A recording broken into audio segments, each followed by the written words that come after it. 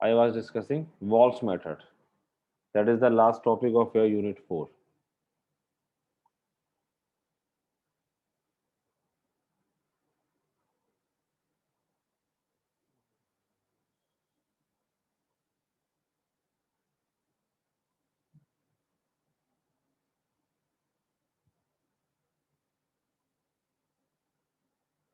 So I started on problem. Problem चल रही थी एक.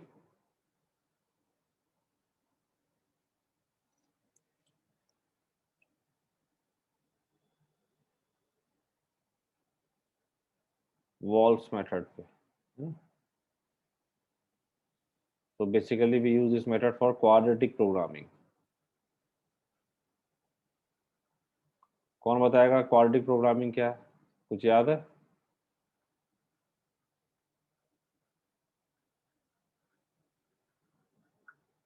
क्यों भाई?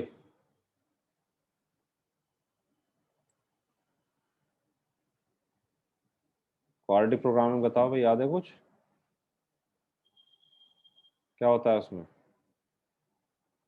Highest degrees two. क्यों भाई फैजान से अभी? सर ये लेक्चर छूट गया था सर, मैं दोबारा देख रहा था सर सारा वीडियो। के बाद तो कराया कई बार. अल्ताफ हुसैन,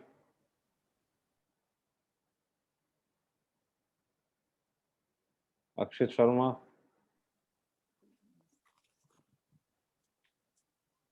ये सर अल्ताफ।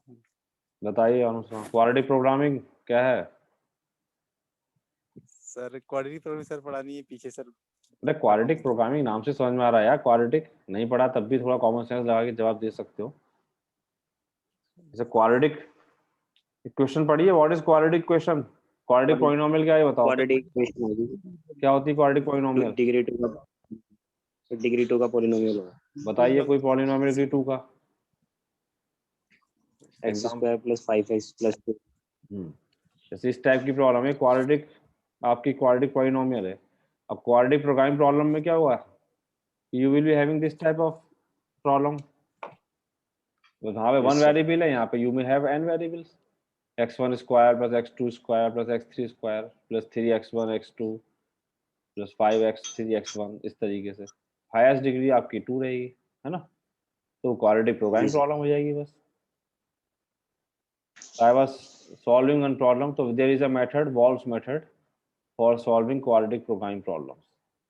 तो ये प्रॉब्लम हम कर रहे थे. Use Walsh method to solve QPP. ये हमने एक प्रॉब्लम ली थी. Maximization of z is equal to 4x1 plus 6x2 minus 2x1 square minus 2x1 x2 minus 2x2 square, subject to the constants x1 plus 2x2 less than equal to 2 and x1 x2 they are non negative. ये problem थी. Last class में कोई था भाई इस problem को हम कर रहे थे? Yes sir. हाँ, तो उस लेक्चर में आधी मतलब नॉट हाफ बट हाँ 30% प्रॉब्लम हमने सॉल्व कर दी थी उसमें. तो इसलिए I am just recalling the steps very quickly. बाकी उस लेक्चर में आपको दिख जाएगा एक्सप्लेन्ड वे में. I have explain there. तो एज आई टोल्ड यू कि firstly I will write this in standard form. और यहाँ पर आपके पास जो ये नॉन निगेटिव कॉन्स्टेंट्स हैं they will also work as a constant, है ना? नॉर्मली सिंप्लेक्स टेबल में हम इसको नहीं लेते थे, लेकिन for in Walsh method I will consider these non constant variable also. So in fact you have now 3 constants, 1 2 3, है ना? So you can write in standard form. I can write max z is equal to 4x1 plus 6x2 minus 2x1 square minus 2x1 x2 minus 2x2 square, and I will write in into standard form. So here you will add select variable क्योंकि हमें simplex table बनानी है, इसकी ध्यान रखना. तो select variable I am adding square positive notation के लिए बस. And here you have, because I want to solve it, I don't want to use surplus variables, so I will multiply by minus sign and then I will add only select variables. So you will take minus x1 plus r1 square is equal to 0 and minus x2 plus r2 square is equal to 0 है ना. So here these s1 r1 r2 they are select variables.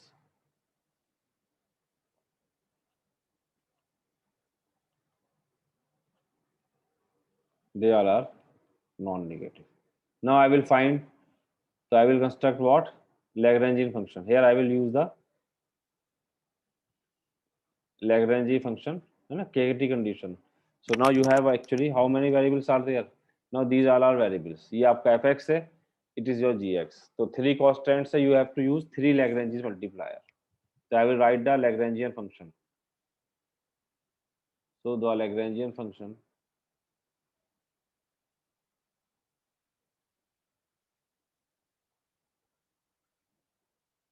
L of x1, x2, s1, lambda 1, mu 1, mu 2, r1 r2 है ना. ये x1 x2 s1 r1 r2 ये तो आपके variables हैं, और ये lambda 1 mu 1 mu 2 they called Lagrange multiplier. So you will write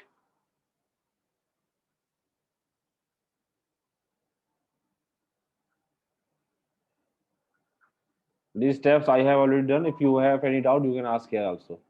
Otherwise, in my previous lecture, I have explained it more clearly. So this is your fx and minus lambda 1 into first constant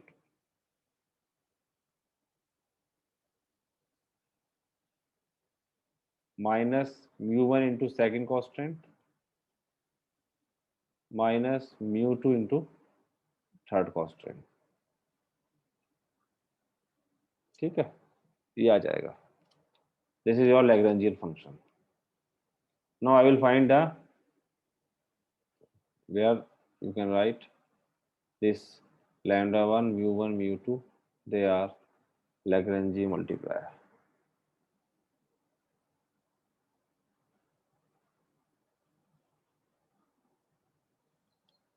Now I will find the necessary conditions. So what are the necessary conditions? I will take del L over del x1 is equal to 0, del L over del x2 है ना, and del L over del s1 del L over del lambda 1 is equal to 0. इसे सबको 0 put करेंगे, necessary condition दे देंगे आपके.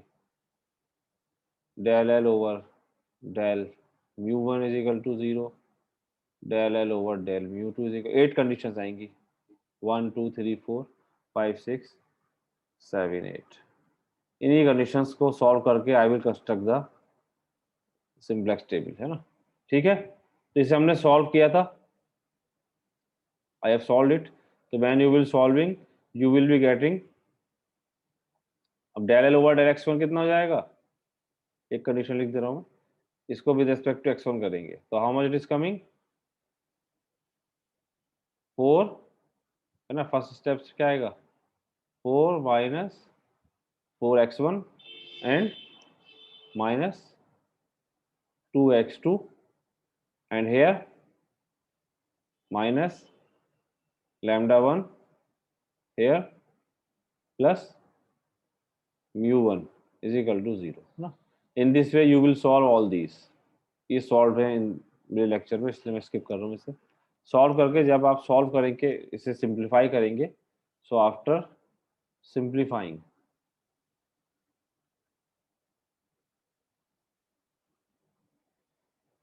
we get, simplify करके I will write in two conditions. First condition हमने ली थी जो आपके आ रही हैं प्रॉब्लम के वेरिएबल से. तो प्रॉब्लम में वेरिएबल्स कौन से थे, del L over del x1, del L over del x2 and del L over del s1 है ना. जो तीन आपकी प्रॉब्लम में गिवन थी, यानी कि जो वेरिएबल्स थे और कांस्टेंट था. बाकी जो हमने लिए हैं mu1 mu2 lambda 1 वो लैग्रेंज मल्टीप्लायर है, और r1 r2 हमारे कहाँ से आए थे, ये नॉन नेगेटिव कांस्टेंट से हमने बनाए थे कांस्टेंट. तो बेसिकली आपके जो प्रॉब्लम में थे वो हम पहले इन तीनों को फर्स्ट कंडीशन में ले लेंगे. किसे, x1 x2 जो वेरिएबल थे प्रॉब्लम में गिवन आपके डिसीजन वेरिएबल्स, और s1 आपका क्या है जो आपका कांस्टेंट एक्चुअली गिवन था. This will I will write in as a condition 1. separate. So it will become 4x1 plus 2x2 plus lambda 2 minus mu1 is equal to 4. 2x1 plus 4x2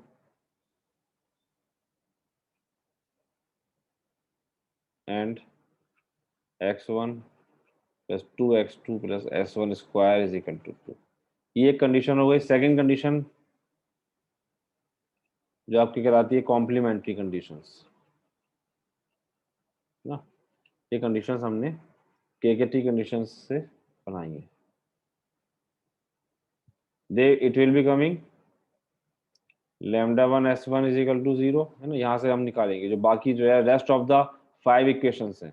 in 3 equation से you got condition 1, बाकी 1 2 3 4 5 इन्हें solve करके you will how to solve it we have I have already explained. It will be coming lambda 1 s1 is equal to 0, mu 1 x1 is equal to 0, mu 2 x2 is equal to 0. Okay, so these 3 conditions will be coming. These called complementary conditions. So now I will construct a simplex table. ये भी हमने step कर लिया था simplex table वाला. बताओ यहाँ तक वो क्लियर है? जो लास्ट क्लास में थे वो लोग बताएं. आप थे Divyansh? Yes sir. Yes sir, clear है इसमें. है ना. यहाँ तक हमने कर लिया था. ये सारा एक्सप्लेन है मेरा, उसको आप देख सकते हैं.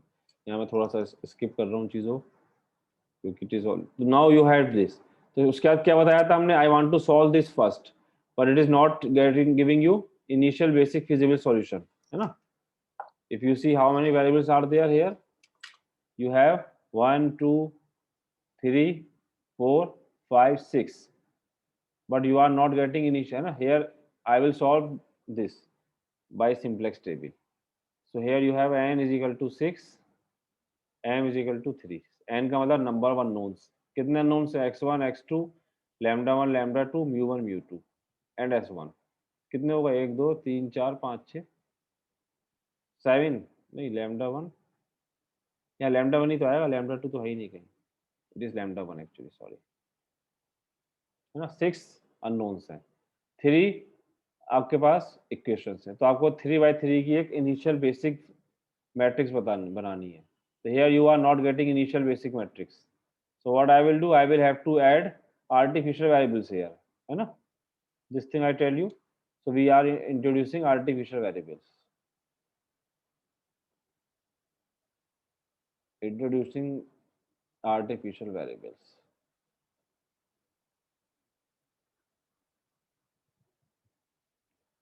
So you will write max of z is equal to minus a1 minus a2. अब ये आपका टू फेज मेथड का फेज 1 है. It is phase 1 and this will become artificial variable when you will add here, है ना. इसको हम solve कर रहे हैं. इसका इस्तेमाल अभी नहीं कर रहे हैं, अभी सिंप्लेक्स टेबल में करेंगे. फिलहाल I want to construct my simplex table.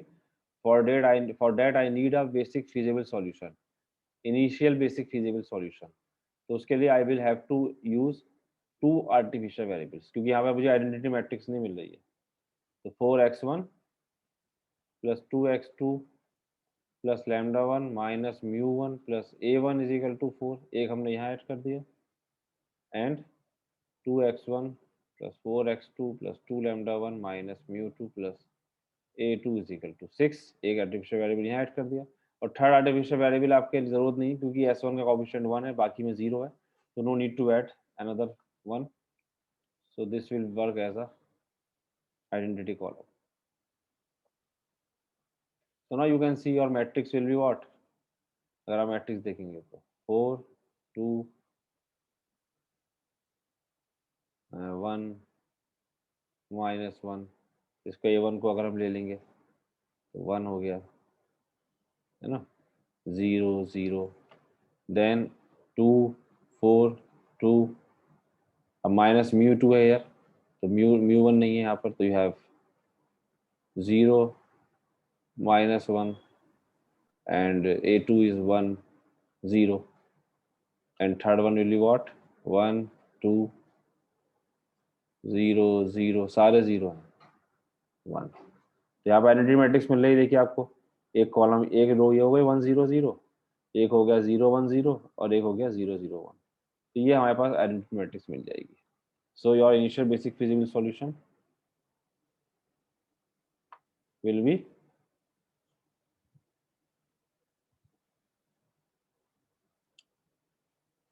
and A1 A2 S1 ना S1 स्क्वायर या S1 लिख लेंगे यहाँ पे से 4 6 2। So this implies that A1 is 4, A2 is 6 and S1 is 2. These are your initial basic feasible solution. Now I will construct a, ये यहाँ तक हम कर चुके हैं। Now I will construct a simplex table.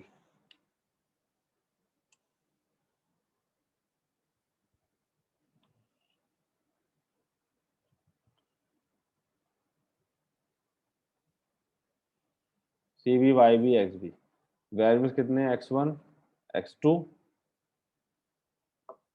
lambda 1 mu1 mu2 S1 A1 A2 and last one is what minimum ratio। क्यों भाई ठीक है दिव्यांशु? Yes sir. ये आपकी सिंप्लेक्स टेबल बन जाएगी यहाँ पर, वही जो हम बनाते थे। ठीक है, सारे वेरिएबल्स ले लिए आपने, यू हैव 8 वेरिएबल्स। अब सी बी वाई बी आपके पास क्या व्हाट इज और Y B A1 A2 S1 XB means its value basic value 4 6 2। CB is objective function में जो वैल्यू थी, तो ऑब्जेक्टिव फंक्शन आपने जो न्यू कंस्ट्रक्ट किया था वो I will take that thing. CJ will be what 0 0 0 0 0 0 -1 -1 and here you will write all the values, so 4 2 1 -1 0 0 1 0 है ना। ये जो वैल्यू थी आपकी टेबल वाली है, ये पूरी लिख देंगे हम 4 2 S तरीके से। The coefficient matrix 2 4 2 0 -1 0 0 1, last one will be 1 2 0 0 0 1 0 0। चलो अब आई विल टेक नाउ वही delta J ZJ minus CJ, ये पूरा सिंप्लेक्स टेबल रिपीट कर रहा हूँ जो आपका I have explained your second unit. CB XJ minus CJ ना, क्या करते हैं CB XJ माइनस CJ, तो -4 -2 -6 ये 0 -0, तो इट विल बी कमिंग -6 -6 -3 1 1 0 0। ये आपको पता है हाउ टू कैलकुलेट, अगर ध्यान नहीं आ रहा तो आप रिपीट कर सकते हैं, इसे रिवाइज कर लेंगे कि how we get delta j, याद आ जाएगा। तो here you got delta j -6 -6, so more negative आ रहा है, इसका मतलब we have to move for further iteration है ना। All delta j should be positive for optimal solution, so solution is not optimal. तो यहाँ z स्टार की value is how much -10। z star क्या आ रहा है, x1 0 है x2 0 है, लेकिन s1 इज 4 and 6, तो z आपका क्या था, what was your z -A1 -A2 है ना, तो -4 -6 it is -10। Now your delta j less than 0 for 2 columns है ना, सेम है for x1 and x2।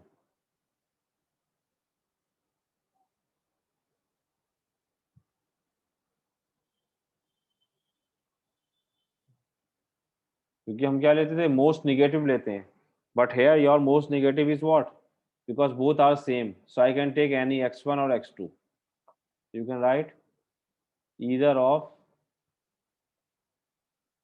these two variables can enter। ये जो एंटर करता था जो मोस्ट नेगेटिव होता था, तो either of these two variables can enter into the basis।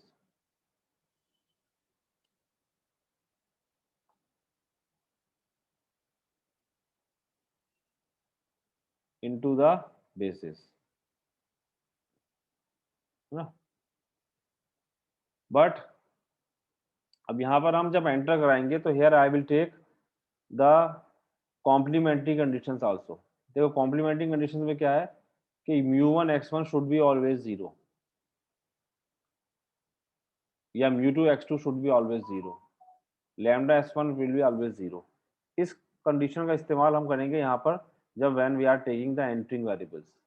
तो here if you are taking suppose, अच्छा यहाँ पर जो वेरिएबल नहीं आता है वाई बी में, जो वेरिएबल्स नहीं होते हैं वो क्या माने जाते हैं, उनकी वैल्यू क्या होती है, what is μ1 here,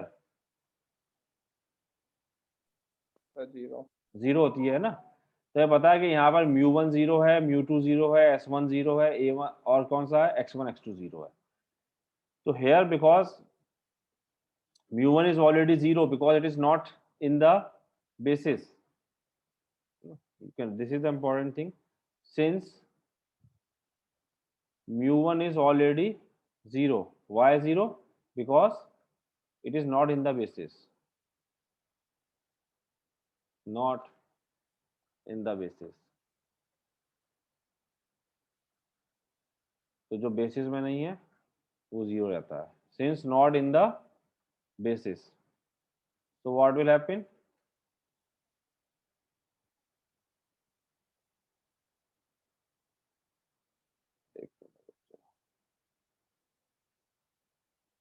Yes.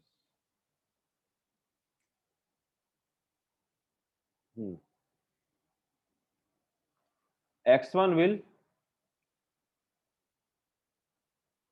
enter into the basis,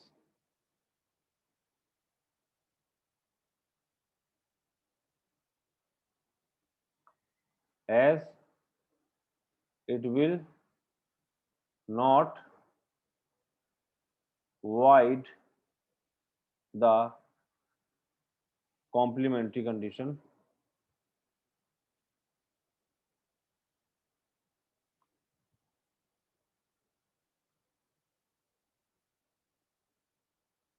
μ1 x1 is equal to 0। देखो ये आपकी एक कंडीशन थी, ध्यान से देखो इधर, μ1 x1 इज इक्वल टू 0 है ना। इसमें आपके पास because if x1 will enter into the basis, तो यू नो कि x1 विल एंटर, तो व्हाट विल हैपन, x1 का कोएफिशिएंट तो कुछ नॉन जीरो हो जाएगा। क्यों भाई, अगर यहाँ पर ऑलरेडी μ1 भी होता तो फिर I can not take x1, क्योंकि μ1 अगर यहाँ पर ऑलरेडी होता तो μ1 वाज नॉट 0, और अगर आप x1 भी एंटर करा देते तो x1 इज नॉट 0, तो product of two not 0 will be non 0। लेकिन कंडीशन क्या है कॉम्प्लीमेंट्री की, कि μ1 x1 शुड बी 0, है ना। तो अगर μ1 यहाँ पर होता आपका बेसिस में, तो I will not take then x1, then I will check for x2, μ2 x2 should equal to 0। लेकिन यहाँ पर आपके पास because μ1 is already 0, because μ1 is not in the basis, so I can take x1। Is it clear, this point is getting clear भाई students. यहाँ complementary condition का इस्तेमाल बस नहीं करना है हमें when you are entering the elements in the basis. बताओ भाई Divyansh, yes sir. Sir clear है क्या क्लियर है बताओ। सर। कॉम्प्लीमेंट्री कंडीशंस का हमें ध्यान रखना होगा कि हाँ। μ1 x1 का प्रोडक्ट हमेशा 0 रहे। हाँ, अब μ1 इसमें नहीं है तो हमें दिख रहा है μ1 तो है 0, तो मैं x1 को एंटर करा सकता हूँ, है ना। क्या मैं x2 को भी एंटर करा सकता हूँ यहाँ पे, ये बताओ। Yes sir. क्यों? सर क्योंकि μ2 भी बेसिस में नहीं है। यस, क्योंकि μ2 भी बेसिस में नहीं है, तो यहाँ पर in fact I can enter x2 also, है ना। इस प्रॉब्लम में ऐसा है कि आई कैन एंटर x1 और x2, है ना। ये बात सही कही आपने, मैं लिख दे रहा हूँ इधर, in fact x2 can also enter into the basis as μ2 is 0, है ना। तो हम इसे भी करा सकते थे क्योंकि μ2 इसमें नहीं है, अगर म्यू2 इसमें अवेलेबल होता ऑलरेडी तो फिर मैं x2 को नहीं ले सकता था, क्योंकि x2 भी नॉन जीरो हो जाता और उसमें कॉम्प्लीमेंट्री कंडीशन वाइड हो जाती। लेकिन यहाँ पर वी हैव अ चॉइस ना, ये हमें ध्यान रखना है कॉम्प्लीमेंट्री कंडीशन का बस, जब एंटर करा रहे होंगे। तो आई कैन टेक एनी, तो मैंने x1 ले लिया सपोज, तो x1 will enter the basis, है ना। अब लीविंग के लिए क्या होता है, मिनिमम रेशियो, ओके। तो 4/4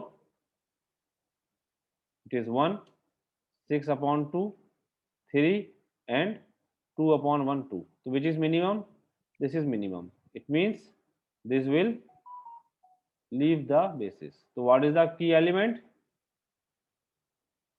क्या हो जाएगा भाई, क्लियर है यहां तक, बढ़े आगे, जल्दी बताओ।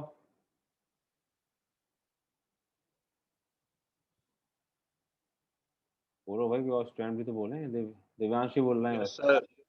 हाँ विवेक दीक्षित बताओ। सर क्लियर है सर। अभी भी स्टेप तो सेम था, बस मिनिमम रेशियो निकाल दिया हमने। अब क्या करना है, नेक्स्ट स्टेप बताओ, what is next step. Sir इसमें डिवाइड करेंगे 4 से और इसे क्या बनाएंगे, आइडेंटिटी, इसमें आइडेंटिटी है ना, इसे आइडेंटिटी बनाना है और बाकी इसके कॉलम एंट्रीज को क्या बनाना है, 0, ठीक होगा। चलो तो इसको हम डिवाइड कर देते हैं 4 से, नेक्स्ट टेबल बनाता हूँ मैं आगे। अब आपकी बात समझ में आ गई, इसी को रिपीट करना है हमें, आगे सिंपलेक्स टेबल लेके चलना है जब तक ऑल डेल्टा पॉजिटिव नहीं आ जाए, और जब एंट्रिंग करानी है हमें तो हमें ध्यान रखना है कॉम्प्लीमेंट्री कंडीशंस का, कि किस वेरिएबल को एंटर कराना है, it should not wide the complementary condition. तो अभी तो हमारा सिंपल टेबल है, 4 से डिवाइड करेंगे फर्स्ट रो में, तो new simplex table will be what,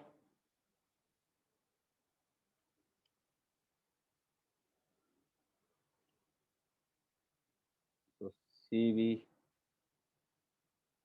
YB XB, so new enter A1 X1 will be coming here and A1 will remove and X1 आगे A1 की जगह, बाकी A2 S1 as it is, and here you will take dividing by 1, X1 का coefficient क्या था, 0 -1 0, this is CJ, X1 X2 lambda 1 mu1 mu2 S1 और A2। देखो जो आर्टिफिशियल वेरिएबल रिमूव हो जाएगा आप उसका कॉलम डिलीट कर सकते हैं, है ना, ये रूल होता है आपका 2 फेस मेथड में, कि artificial variable once remove then you can remove the column.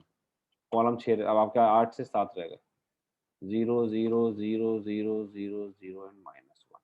अब आप 1 4 से डिवाइड करेंगे इट विल बिकम 1 1/2 1/4 -1/4 0 0 0। बाकी कॉलम्स को हमें बाकी एंट्रीज को 0 बनाना है, तो आप इसे सब्ट्रैक्ट कर देंगे। देखिए क्या करना होगा, ट्वाइस ऑफ दिस सब्ट्रैक्ट करेंगे ना, और इसमें डायरेक्ट, तो twice of R1 - R2 and direct R3 - R1 star जो न्यू बना है।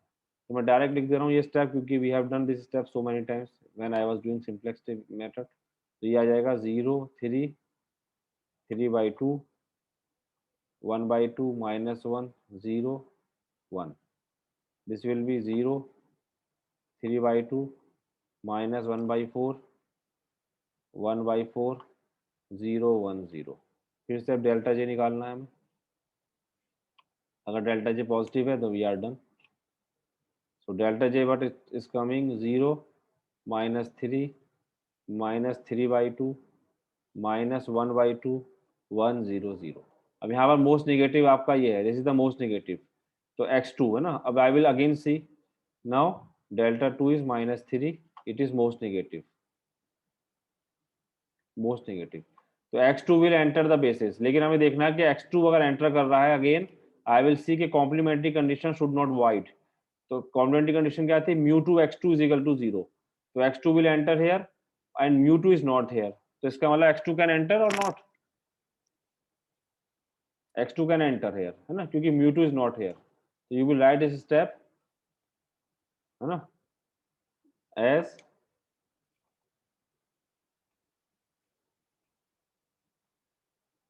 mu2 is equal to already 0, 0 का मतलब not in the basis, so this implies that x2 can enter into the basis. इस चीज का ध्यान रखना है ना,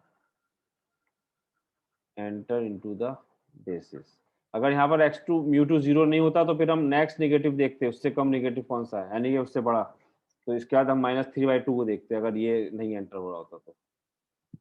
ठीक है, चलो, तो ये it will enter. Now you find the minimum ratio, तो 1/1/2, so it will B 2। Minimum ratio इस कॉलम का और इस कॉलम का, so 2, 4/3, 2/3, so 2/3 is the minimum, it will leave the basis, 3/2 is the key element, so again I will have to make it an identity element ना, it is leaving, तो इसको divide करेंगे 3/2 से या मल्टीप्लाई करेंगे 2/3 से, तो नया टेबल बना रहा हूं मैं। so again your table will be what,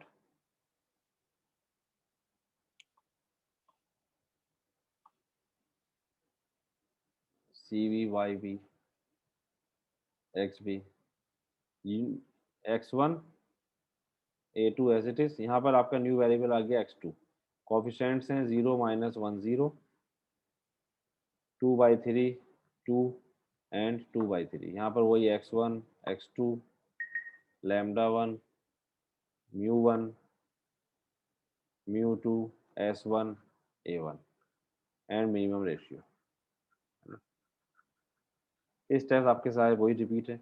अभी सर आप डिवाइड करेंगे और फिर सब्ट्रैक्ट करेंगे तो it will be coming 1, 0, 1/3, -1/3, 0, -1/3, 0, this will be 0, 0, 2, 0, -1, -2, 1 and 0, 1, -1/6, 1/6, 0, 2/3, 0 ना। ये क्या किया हमने यहाँ पे, पहले इसमें 3/2 से डिवाइड किया और इस कॉलम को 0 बनाने के लिए सब्ट्रैक्ट कर दिया, है ना। कैलकुलेशन करनी है ये आपको अपने आप, ये प्रॉब्लम्स आपकी रहेंगी, होम असाइनमेंट में दूंगा, और अगर ऑफलाइन एग्जाम होगा तो उसमें एग्जाम में आएगी, जो कि पॉसिबल नहीं है ऑफलाइन होना भी। Now again I will find delta J, तो 0, 0, -2, 0, 1, 2, 0, अभी भी -2 आ रहा है देखो, तो डेल्टा जो ये डेल्टा डेल्टा ये आ रहा है λ1 के करस्पॉन्डिंग, तो क्या λ1 एंटर हो सकता है यहाँ पे, है ना। नाउ अब λ1 के साथ कंडीशन क्या थी, कॉम्प्लीमेंट्री, λ1 s1 शुड ऑलवेज 0, तो यू हैव टू सी के बेसिस में ऑलरेडी s1 तो नहीं है कहीं, s1 देखो नहीं है यहाँ पर, है ना, since s1 is equal to 0, not in the basis,